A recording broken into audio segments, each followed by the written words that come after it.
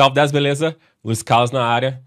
Desenvolvedores experientes sabem que poucos problemas são tão críticos ao desenvolver software do que o modelo de interfaces adequadas para o projeto, que permite o projeto crescer bem e ser mantido ao longo do tempo. Uma das vantagens da orientação ao objeto é poder modelar, ter uma forma mais clara de criar essas interfaces.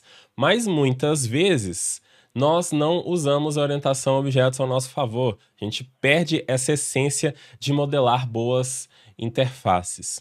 O CQS é um princípio que vai nos ajudar a fazer essa modelagem de forma mais adequada, separando duas responsabilidades, que são os comandos e as carries, conforme nós vamos ver aqui no vídeo. Se você quer criar aplicações de grande porte, aplicações melhores, aplicações grandes, você precisa, no mínimo, conhecer e saber trabalhar com CQS. Não tem para onde correr.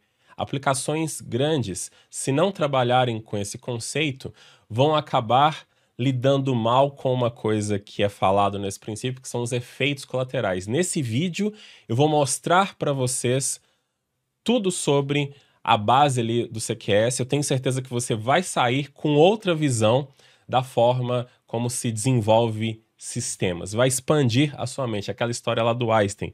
Uma mente que é exposta a uma ideia vai acabar nunca mais voltando ao estado original. Agora você está no outro passo. Então, roda a vinheta.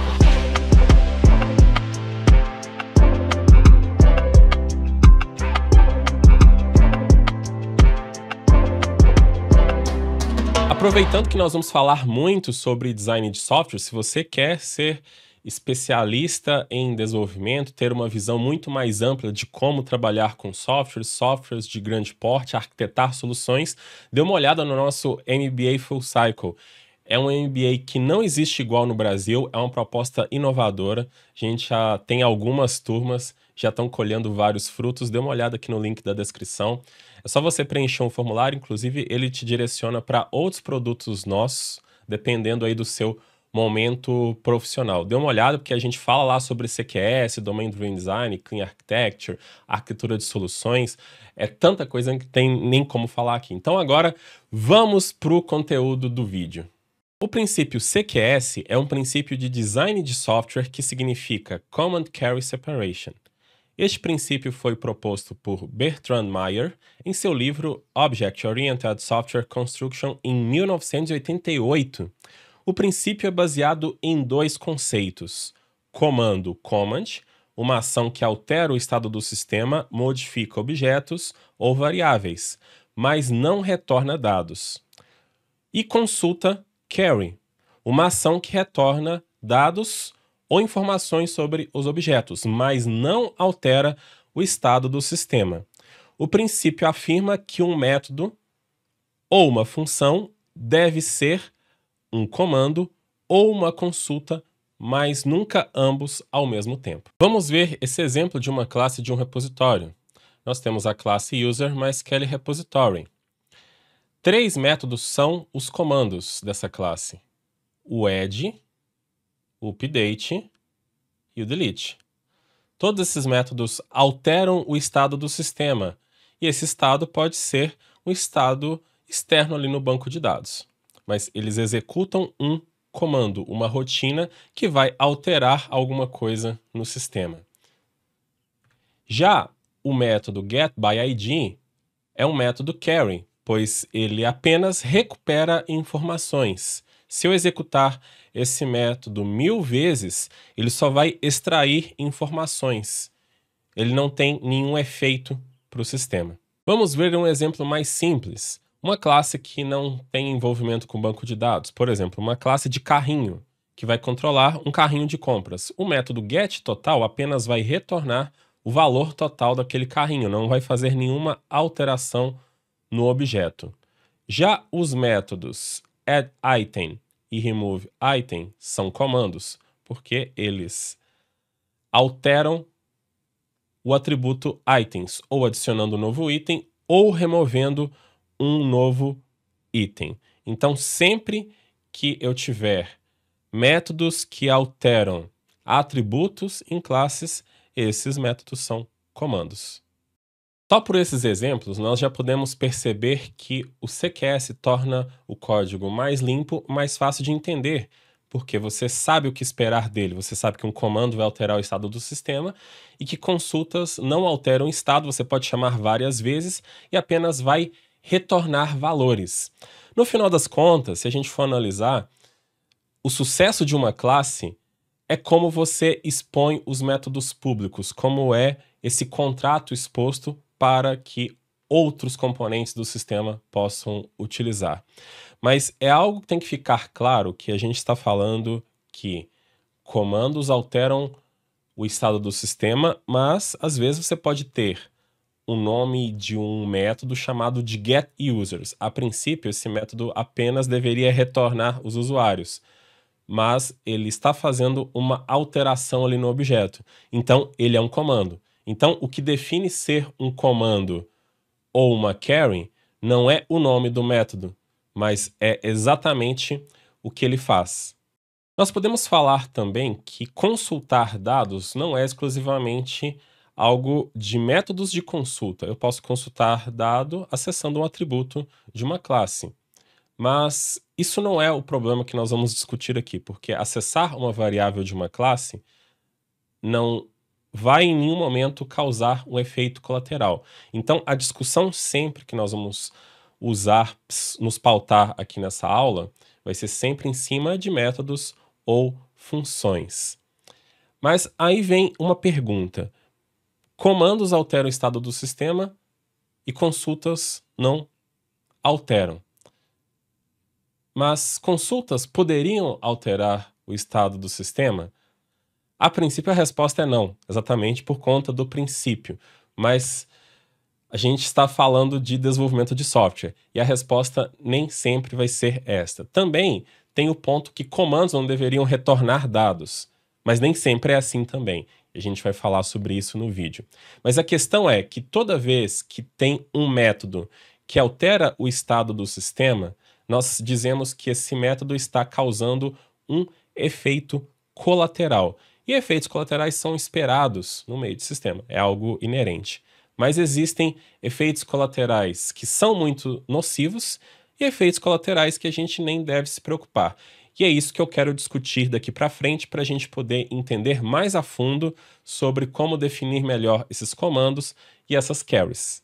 Vamos definir melhor qual é a natureza do efeito colateral, ou em inglês side effects. Uma operação this.name recebendo o valor John é um efeito colateral porque ele altera o estado do objeto this. Um novo valor é atribuído à propriedade do objeto. Sabe uma função típica que produz um efeito colateral? Pois é, um setter, é isso mesmo. Fazer um this.setNome passando o valor John ou qualquer outra coisa também vai alterar o estado do sistema. Esse método vai estar embutido a alteração também do atributo nome. Então, toda vez que nós alteramos o estado, as informações de objetos, nós estamos causando efeitos colaterais. Nós temos casos que métodos fazem criações locais dentro do escopo do método, da função, de objetos novos para poder fazer algum cálculo, fazer algum processamento, e a gente pode pensar que isso também é efeito colateral. Até alguns autores dizem que não. A gente não tem que se preocupar com esses cenários, porque esse objeto sendo criado ali no escopo local, ele não está sendo armazenado em nenhum atributo da classe, ele vai morrer com o final da execução da função. Então, mesmo considerando isso um efeito colateral, é um efeito colateral que não vai trazer problemas. E efeitos colaterais podem causar muitos problemas no nosso desenvolvimento, causar bugs no software, como a gente vai ver daqui para frente. Preste muita atenção nos próximos passos que eu vou dar aqui no vídeo. Efeito colateral não é apenas a alteração do this. Você pode estar fazendo uma rotina que altera variáveis globais ou de escopo superior. Isso também é considerado um efeito colateral. Portanto, para definir que uma função produz um efeito colateral, ela precisa de uma instrução de atribuição ou uma tentativa dessa atribuição cujo alvo seja o atributo de uma classe. Ou uma função que chama uma outra função, assim por diante de forma recursiva, que produz um efeito colateral. Então, mesmo que um método diretamente não produz um efeito colateral, ele pode estar chamando outro que produz, então esse método acaba produzindo um efeito colateral, essa mudança de estado no sistema. Se a função faz coisas como enviar um e-mail, fazer uma chamada HTTP, escrever em um arquivo, acessar um banco de dados, mesmo que isso não altere o estado de objetos, é considerado um efeito colateral. Nós vamos falar mais disso daqui a pouco.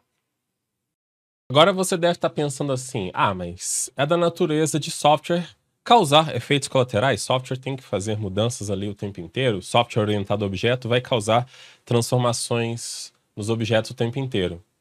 Ok, é isso mesmo, é esse comportamento que a gente espera do software, mas o CQS tem mais a ver com criar essas duas categorias de métodos, porque quando eu tenho métodos livres de efeitos colaterais, são métodos seguros. Se eu chamar um método 1000 vezes, ele vai devolver o mesmo resultado, a não ser que o software tenha sofrido uma transformação, tenha mudado o seu estado, aí eu vou chamar aquele método de consulta, ele vai devolver o mesmo resultado, mas mesmo assim, o método de consulta não causou essa mudança e ele é seguro, eu posso chamar ele que eu espero o comportamento, o cálculo que ele vai ter, não interessa se eu tenha parâmetros sendo passados para esse método carry ou que eu não tenha. Mas a questão é justamente entender que esses efeitos colaterais é que vão causar essa transformação e que podem causar problemas no software. Então, separar esses métodos que não produzem é importante, você tem que entender isso. E sabe de onde que vem essa questão de não ter métodos que causam efeitos colaterais? É da matemática. Sabe a matemática que muita gente fica falando que você não tem que aprender, que ela não tem nada a ver com programação, que você não precisa aprender ela para poder usar? Pois é, matemática é uma ciência que é livre desses efeitos colaterais. Sempre quando eu tenho expressões matemáticas, nós vamos ter o que são chamadas de funções puras. Se eu passar ali os valores para x, para y e qualquer coisa que tenha numa expressão, não vai ser alterado essas variáveis. Elas têm um valor definitivo. Elas vão ser usadas no cálculo e acabou. Que é o mesmo comportamento que a gente espera dessas funções puras implementadas no software. A gente quer manter esse conceito matemático dentro do software que muitas vezes acaba se perdendo. A gente acaba criando métodos que têm a responsabilidade de retornar dados e também de fazer essa mutação. A separação deixa tudo mais claro e deixando aí o uso da matemática mais evidente. A função f de x é igual a x mais 1 é a função pura, pois para cada valor de x, ela sempre retornará o mesmo valor, ou seja, a matemática é referencialmente transparente ou livre de mudanças. E aí que está uma diferença entre a matemática e a programação. A programação é cheia de efeitos colaterais. Linguagens de programação funcionais, como Haskell, Lisp e Clojure, são referencialmente transparentes ou livre de mudanças, livre de efeitos colaterais.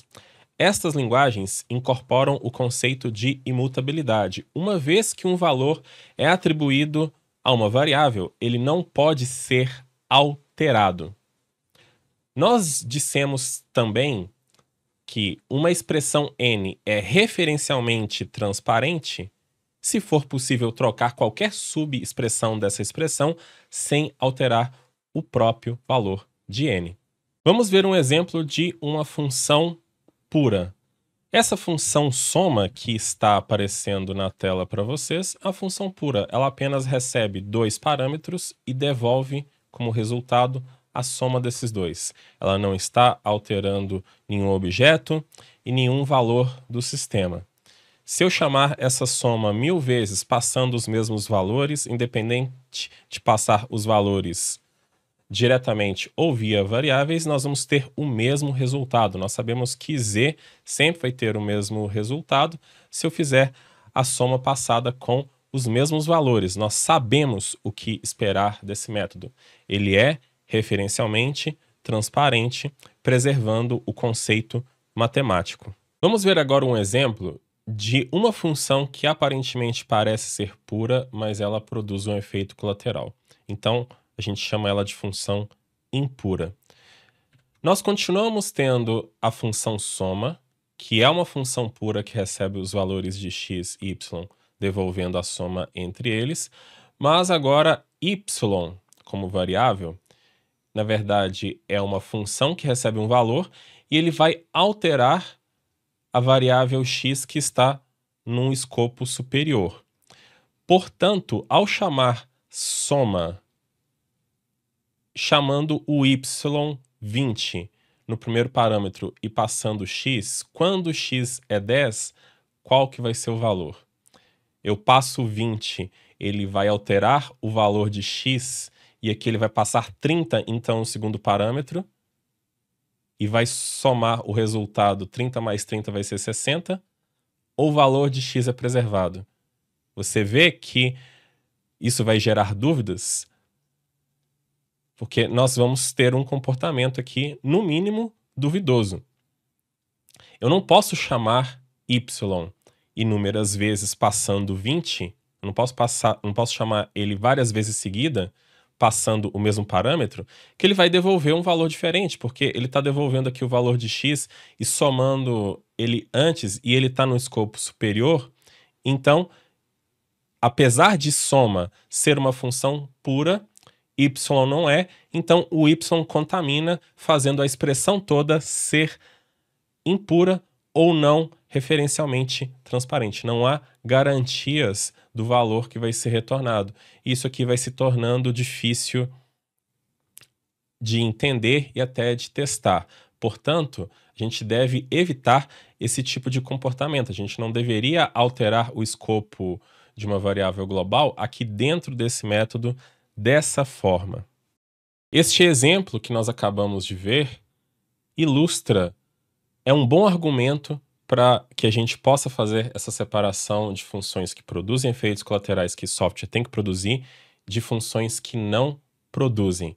É aquele velho mantra, não sei se você já ouviu.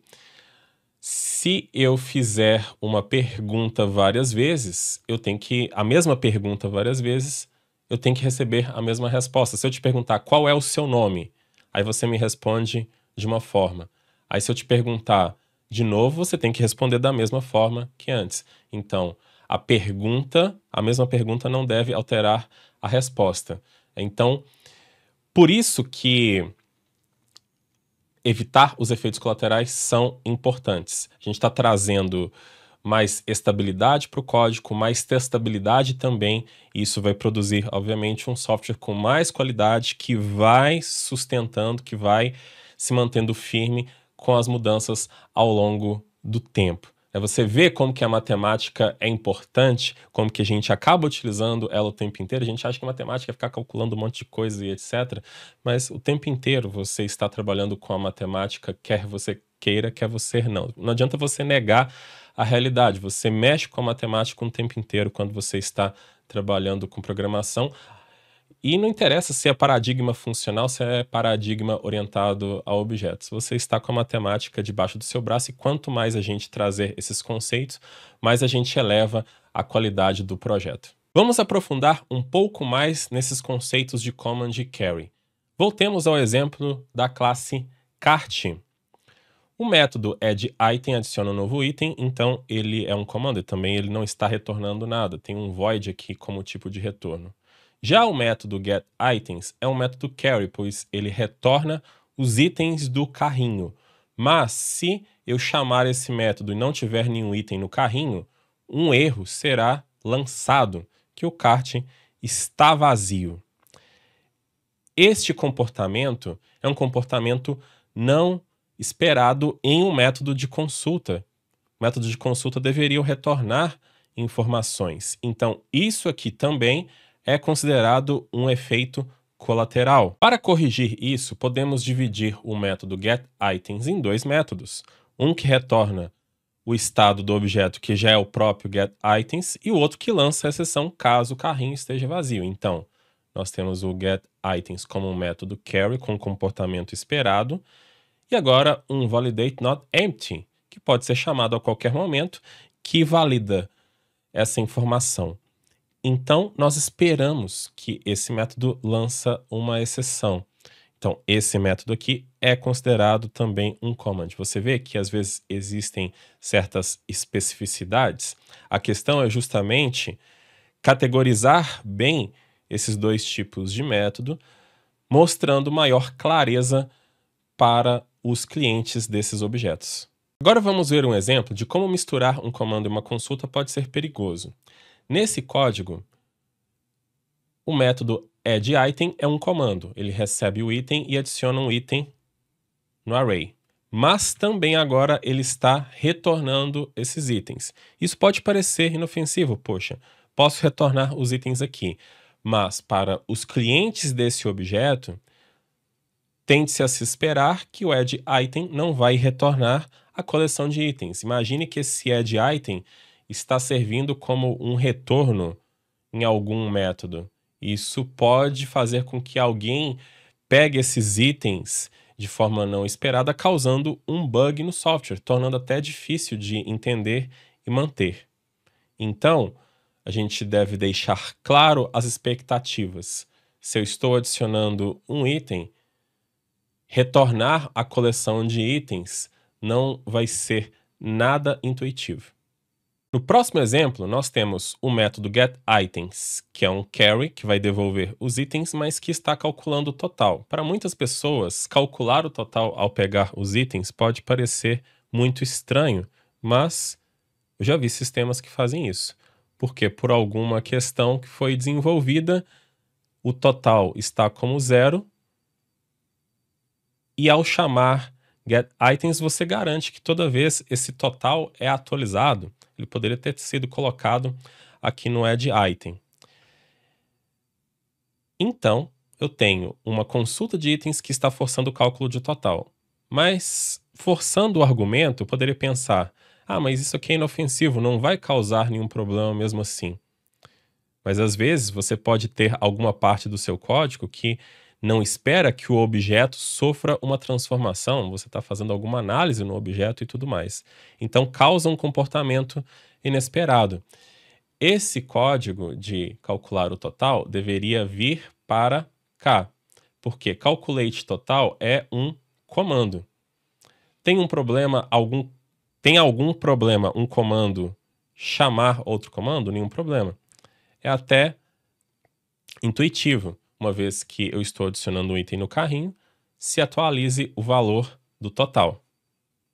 O Meyer diz no livro que essa regra dos comandos e das carries, eventualmente, ela às vezes deve ou pode ser quebrada, né? Toda regra tem as suas devidas exceções. Então, eu quero mostrar onde que a gente poderia quebrar essa regra e mostrar que linguagem de programação tem as suas devidas estruturas determinadas estruturas orientadas ao objeto que quebram essa regra. Na verdade, o que o Meyer diz no livro é que se você vai alterar o estado do sistema, faça isso de forma clara e explícita. Também, se um comando tem que retornar alguma coisa, também que faça o sentido, que seja justificável. E uma carry, ela pode alterar o estado do sistema? Pode. Mas que isso também seja claro, justificável, e a gente vai ver até um caso que o próprio JavaScript, essas linguagens também fazem uso do mesmo padrão, e uma carry alterando o estado do sistema, mas é o estado interno em que nós, clientes do objeto, não temos acesso, então isso também é justificável. Esse exemplo ilustra o caso de um comando que, na verdade, deve retornar alguma coisa, que senão vai faltar informações para que a gente possa fazer ali uma regra de negócio completa. Imaginemos que um repositório de usuário tem que salvar esse usuário lá no banco de dados, então eu criei 3 variações de um método save, todos os 3 eles devem ter o retorno de alguma informação. Começando aqui por esse save que recebe uma entidade, não importa se tem ORM, se não tem ORM, a gente só vai ter o ID desse usuário quando terminar a transação lá no banco de dados, porque o ID foi deixado para que seja auto-incrementado. Então, o ID só vai vir exatamente quando tiver o resultado do insert. Então, nós colocamos esse novo valor ali na propriedade ID e retornamos o usuário. Claro, aqui no caso de um JavaScript, quando esse objeto é passado, já vai alterar o objeto como parâmetro, então não precisaria nem retornar, mas nesse caso aqui de praxe, a gente está retornando, simbolizando ali que há uma modificação nesse objeto. Então, ok. Agora, se a gente tiver um repositório mais flexível que recebe os dados ali do usuário num user data da vida, é o mesmo sistema.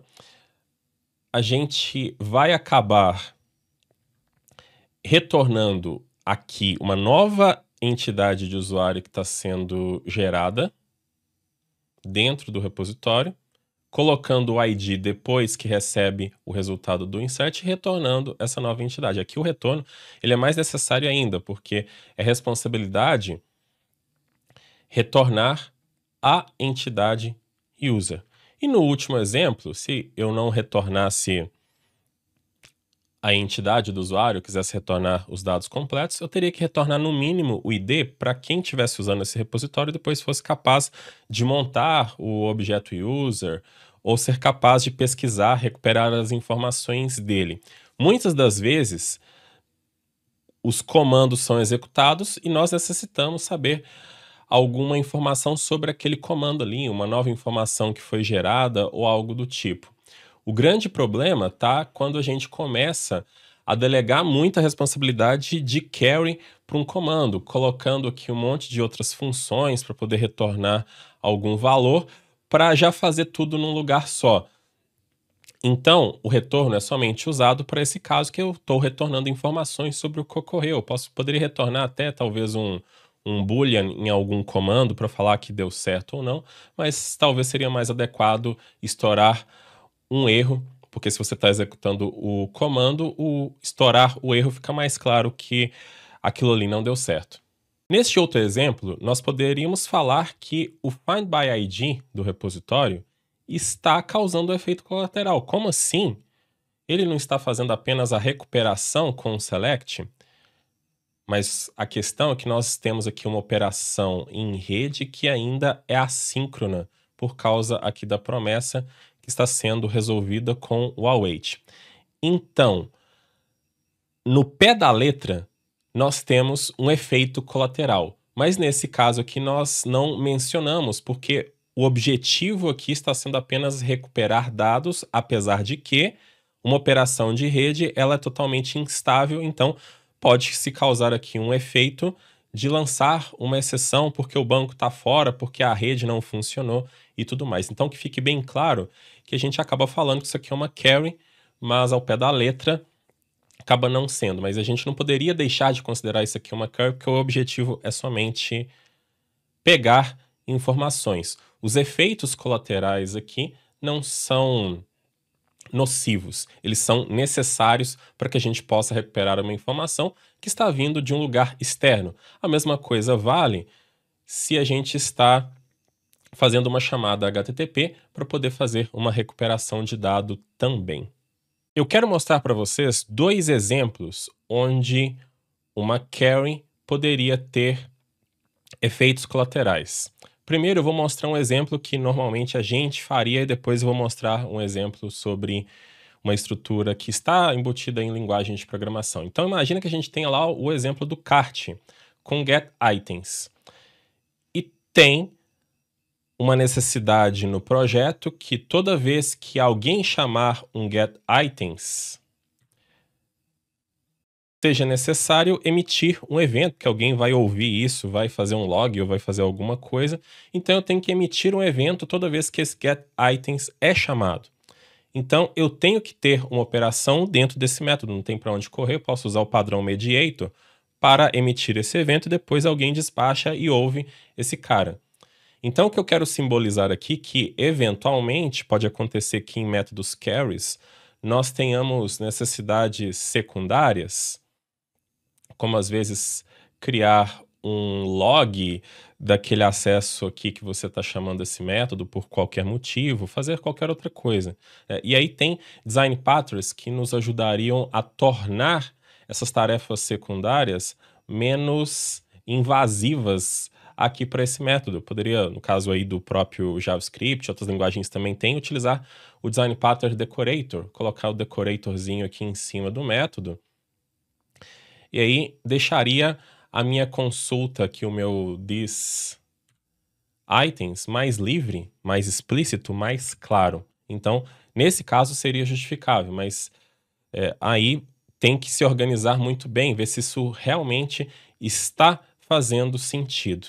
Próximo exemplo é um exemplo clássico onde é justificável. Alguns autores até vão falar que não, que preferiam que a separação fosse bem explícita ali entre o comando e a carry. Mas vamos imaginar que eu quero habilitar no kart o padrão iterator, permitindo que eu possa pegar o objeto kart e jogar num for, jogar no while, jogar em qualquer estrutura de repetição da minha linguagem. Esse aqui é um exemplo de JavaScript. É como ele implementa o padrão iterator. Toda linguagem aí vai ter o seu padrão iterator, a sua forma de lidar, mas esse padrão ele é clássico para sua linguagem poder lidar ali com as estruturas de repetição. Então, toda vez que o for vai fazendo a interação, o método next aqui vai executando.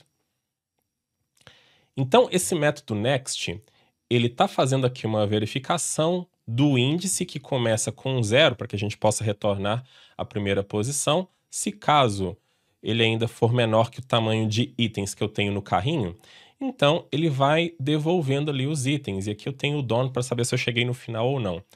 Aí eu sei que isso terminou quando ele devolve o valor do item como undefined e o done como true. Então veja que esse método next, ele devolve o próximo valor, mas também ele está alterando um estado aqui da variável index. Nesse caso, é justificado. Por quê? O index ele não é acessível externamente. Quando a gente está usando aqui o for, a gente até esquece que ele existe. Então, o Meyer fala no livro que quando você tem esses estados que estão privados, que não são acessíveis para o mundo externo, é um efeito colateral que está acontecendo, mas ele fala assim, são efeitos colaterais bons, que eles existem e a gente reconhece ele, e ele está lá, faz sentido, ok. Então, aqui não tem problema. Mas alguns autores falam assim, poxa, mas eu queria... o caso do Java, quando tem o padrão iterator, você acaba chamando o next de forma direta ali, você coloca .next, aí ele devolve o próximo valor, então é como se eu tivesse aqui um cart.next, aí autores falam que eu preferia chamar um .next e depois um getItem, porque o next faria o comando de mudar o index e o getItem pegaria o próximo. Eu preferia dessa forma e tal, porque o .next pode causar uma confusão, e pode, porque às vezes, mesmo para você que está experiente ali, pensa que o ponto é essa questão de misturar tanto o conceito de comando e de carry no mesmo método, né? Mas aqui a gente vê a justificação, a gente tem um efeito local, privado, e está se retornando o valor, e isso está simples de entender. E também, no final das contas, esse estado, ele volta ao seu estado, a gente tem como resetar isso aqui e fazer a interação novamente. Então, é um padrão muito bem pensado. Então, você pode sim ter carries que alteram o estado, desde que tenha aí uma alteração privada, desde que isso seja muito justificável, que fique claro a intenção da interface da sua classe, o que ela está expondo para o mundo externo. Tem um método bem famoso no JavaScript, que talvez a sua linguagem de programação também tenha, isso normalmente se tem em estruturas de coleção de dados. É o método pop. Método pop que pode trazer tanto bug no sistema, porque uma vez que eu tenha um array, quando eu chamo o pop, ele me dá o último item da lista, que é o 3, mas acaba removendo ele. Então, ao fazer um print do items, eu só tenho 1 e 2. Óbvio que isso aqui causa confusão, porque muitas vezes a gente não tem certeza se items foi alterado. Eu sei que eu tenho o valor do último item aqui, mas aí você continua lidando com itens no restante do seu código de forma a considerar que ainda tem 3 itens, e aí depois você descobre, poxa, o pop mudou o item. Então, esse caso aqui a gente considera que é justificável também, porque o objetivo do pop é aquele objetivo de desempilhar. Você desempilha sempre começando pelo último, mas muitas vezes você pode evitar de usar o pop justamente porque o causar o efeito colateral não é somente a mudança do estado do sistema, mas o entendimento também causa confusão no meio do código, levando a bugs. Eu tenho um método que é comando e que é carry ao mesmo tempo, que ele devolve o último valor e está alterando o próprio items. Agora que nós já discutimos aqui várias coisas sobre comando, sobre carry, sobre quando quebrar as regras, definimos o que são efeitos colaterais, imagino que você já tenha clarificado sobre esses conceitos, esteja com esses conceitos limpos aí na sua cabeça. Agora eu quero mostrar mais na prática como que a gente implementaria esses princípios do CQS ali com casos de uso, envolvendo de fato coisas do nosso dia a dia. Este exemplo aqui vai explodir muito a sua cabeça sobre como às vezes a montagem de um simples caso de uso pode ser um problema. Isso aqui é um caso de uso pegando aqueles conceitos lá da Clean Architecture. Então, eu estou criando um produto, recebendo os dados aqui no método execute, ele cria a entidade, passa para o repositório e retorna os dados. Obviamente, isso aqui é um caso de uso que se enquadra na categoria de command. Ele está fazendo uma alteração no estado do sistema, produzindo o efeito colateral. A gente tem que retornar informações, porque quem está usando esse caso de uso vai precisar das informações do produto. E aí, de forma bem direta, sem pensar, de forma automática, nós colocamos ali os dados do produto. Às vezes pode ter mais ou pode ter menos, vai que esse produto também está relacionado com alguma outra entidade, a gente acaba consolidando tudo isso aqui nesse retorno. A princípio está tudo ok, mas o problema é que no decorrer da evolução desse software, no decorrer do tempo, as necessidades vão mudando, nós vamos ter novas informações vão sendo alteradas em cima desse produto, o que vai fazer com que esse retorno tenha que ser modificado. Toda vez que mudar alguma coisa de produto, provavelmente a gente vai ter que mexer aqui, num caso de uso de comando. Então, ele está com essa responsabilidade de listar. Toda vez que eu estiver criando, vou precisar mexer, senão eu vou quebrar o meu software. Por que não só retornar o ID? Que é a única informação primordial, preciso retornar o ID. Eu deixo para quem está consumindo a minha camada de serviços que ele use um outro caso de uso para poder recuperar todas as informações do produto. Isso vai fazer com que esse caso de uso de comando fique mais estável e não seja refatorado a todo momento, que as informações de produto ou até de relacionados mudem. Assim, nós teríamos um caso de uso responsável por pegar o produto e ele é responsável por todos os detalhes dessa recuperação. Aí lembrando, olhando ao pé da letra, nós temos uma operação assíncrona, que causa comportamentos inesperados, tem esses efeitos colaterais, mas a gente considera esse caso de uso aqui um caso de uso da categoria carry. Então, nós vamos fazer essa separação. Enquanto, na hora de criar o produto com caso de uso, só retorno o ID, aqui eu retorno os detalhes.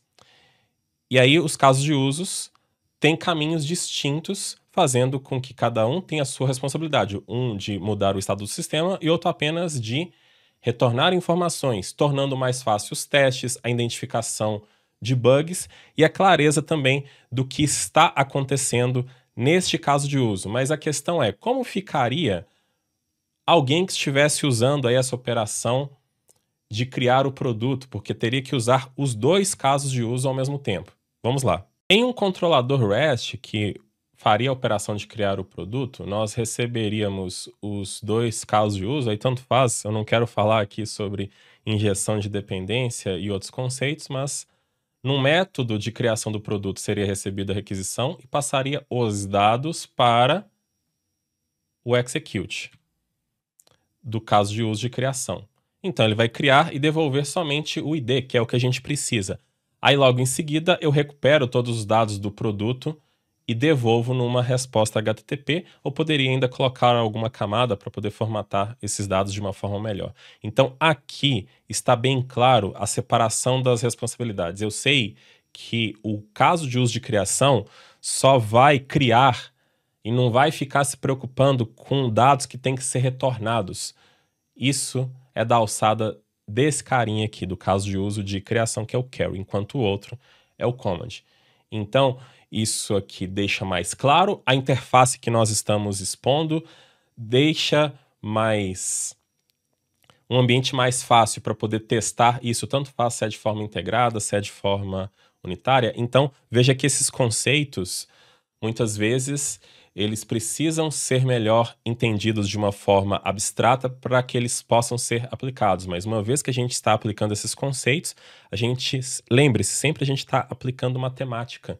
Mesmo que você ainda ache que matemática não está sendo aplicado aqui, você está trabalhando com os conceitos de levando, isso aqui não é uma função obviamente pura, as duas funções não são puras porque tem execução assíncrona e pode retornar um erro, tem rede no meio, é instável, tem processamento assíncrono, enfim. Mas a gente está levando para aquele lado da imutabilidade, a gente está caminhando mais para um lado da referência transparente. E é isso que a gente quer, deixar o software cada vez mais claro. Quanto mais claro, mais fácil é para manter e ele vai se preservando, ele vai se sustentando ao longo do tempo. No livro do Maier, ele categoriza esses efeitos colaterais que nós estamos conversando aqui em duas categorias. Nós temos os efeitos colaterais concretos, podemos chamar também de efeitos colaterais observáveis, ou efeitos colaterais não observáveis ou abstratos. Ele diz que a gente deveria livrar a nossa aplicação, o objetivo é esse, sempre livrar a aplicação desses efeitos abstratos, os não observáveis. Quando a gente tem uma mudança numa variável, normalmente ela é concreta. Se você pegar algum compilador da sua linguagem ou uma ferramenta qualquer, ela consegue mostrar os efeitos colaterais concretos. Eles são facilmente identificáveis. Tá? E são os efeitos que normalmente a gente acaba tendo numa aplicação. O problema são os abstratos, que você pode ter compilador e outras ferramentas e eles não vão conseguir identificar, ou é muito difícil de identificar. Quer ver um método que, mesmo ele sendo uma carry, ele pode causar um efeito colateral abstrato mesmo sem modificar nenhuma variável? Vamos pegar um caso do sistema que a gente tem ali que retornar o total de vendas. Então não interessa que a classe que você está, mas ao chamar esse método, você calcula ali o total de vendas. Aqui no caso JavaScript usando a reduce para poder fazer esse cálculo, ele vai somando ali todos os valores presentes. Ok? Todo mundo que usa essa interface aqui espera ali ele varrer todas as vendas que está na variável sales e soma o valor da venda. Mas aí um belo dia surge uma necessidade no sistema, não interessa quem levantou essa questão, a gente sabe que tem que ter. Esse novo cálculo, ele precisa ser feito desconsiderando as vendas que foram canceladas. Eu não quero somar as vendas canceladas. Aí o desenvolvedor vai lá e altera esse get total sales, porque ele pensa assim, tá, é o total de vendas, né? Então eu vou alterar esse método. Então ele acaba adicionando esse singelo filter aqui para poder pegar apenas as vendas que não estão canceladas e depois aplicar a mesma somatória. A gente olha aqui que não tem nenhum efeito colateral, a gente não tem nenhuma mudança, é apenas uma consulta. Mas é aí que está o efeito colateral abstrato. Ele altera o estado abstrato do software. Isso significa que todo mundo que estava usando esse get total sales esperava que se varresse todas as vendas, mas agora não está se varrendo mais. Então, percebe que isso aqui é semântico? então vai acontecer uma propagação de um bug. Pode acontecer, né? A gente não pode falar exatamente que vai, mas pode acontecer uma propagação de um bug justamente por conta dessa restrição, principalmente se não for bem testado. Mas de um modo geral, isso aqui não seria nada legal. Seria interessante que a gente criasse um novo método carry para poder pegar o total sem os cancelados. Ou a gente poderia mudar o nome desses métodos aqui, mas separar exatamente essas responsabilidades. Inclusive, dava para um usar outro aqui. Ao criar um novo método, então, eu não tive essa quebra de expectativa causando esse efeito em cascata de forma abstrata. Vê que compiladores não conseguiriam identificar nem ferramentas, né? É algo conceitual. Então, toda vez que tem algo potencialmente ali que possa causar uma mudança, possa causar uma mudança abstrata nos clientes, em quem está usando o software, isso pode ser levado de forma tão ampla, né? Isso pode ser levado até mesmo ao próprio usuário, aos stakeholders, a todo mundo que está usando o software.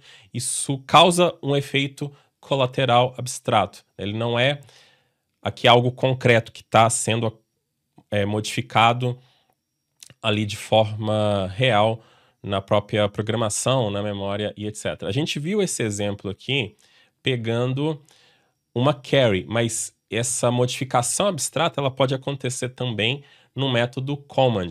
Você faz uma quebra de expectativa e causa bugs em vários componentes do sistema.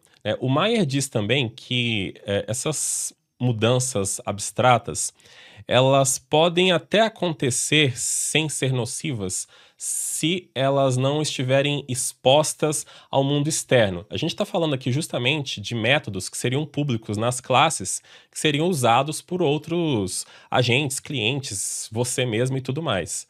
Mas se você tem ali um método privado que acabou mudando o sentido dele e ele não vai ter efeito no comportamento ali do objeto, ok. Então, ele acaba sendo um efeito abstrato, mas como ele não está exposto, não tem nenhum problema. Então, pessoal, a gente tem aqui a conclusão, né, que desenvolver software não é fácil, porque modelar tudo isso aqui requer experiência, paciência, conhecimento muito bem desses conceitos e também da orientação a objetos.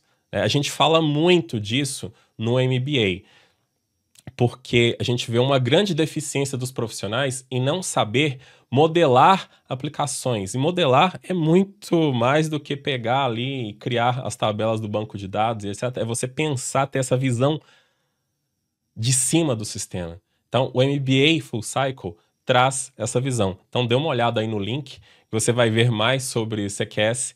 É um MBA fantástico com vários profissionais renomados aí da área, algo que você não vai encontrar no Brasil, como eu falei lá no início do vídeo. Então, espero que vocês tenham gostado do conteúdo, continue acompanhando o canal Full Cycle, dê o like, não esqueça do like, se inscreva, ative o sininho das notificações, porque isso ajuda o canal a crescer. Então, até mais para vocês. Tchau!